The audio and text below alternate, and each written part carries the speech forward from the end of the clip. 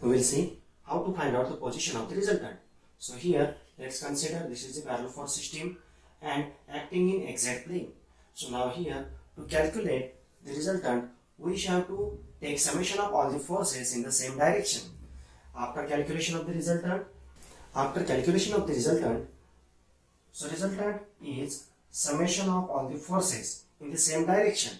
So after that you have to consider the position of the resultant somewhere. Let's say its coordinates are x, 0 and z. Then after this you have to, so this is resultant, and after this you have to apply the Varignon's theorem.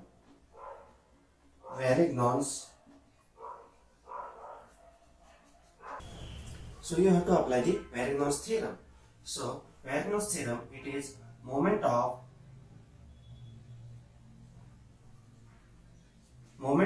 all forces is equal to moment of resultant.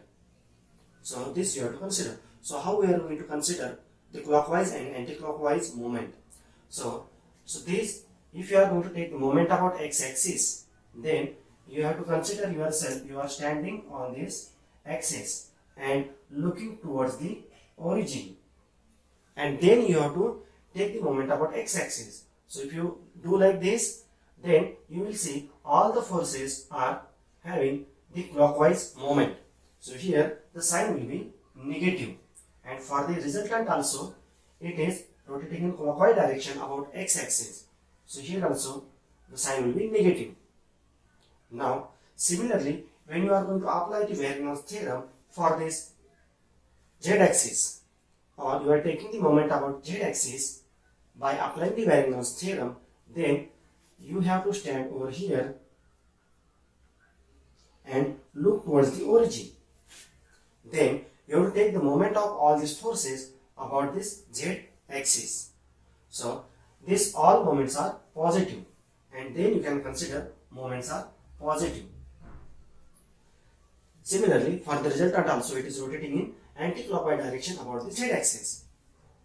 But here whether we take positive, clockwise or anti-clockwise direction, so main concept here, whenever the forces are in same direction, then the moment you are taking about x and z axis, then you either give positive sign or negative sign. It doesn't matter, because the signs are similar from both the sides. Then the other case, if the forces are unlike force system, so unlike parallel force systems are there, then what you have to do?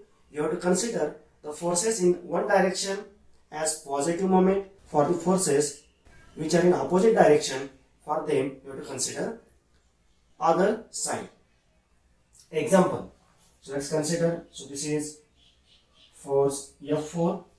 Here when the system is combination of forces which is in same direction as well as in opposite direction, when the forces are in positive direction, then moment of these forces about any of the axis we can take it as positive, and the forces which are in opposite direction, you can consider the moment of these forces about the same axis in negative direction.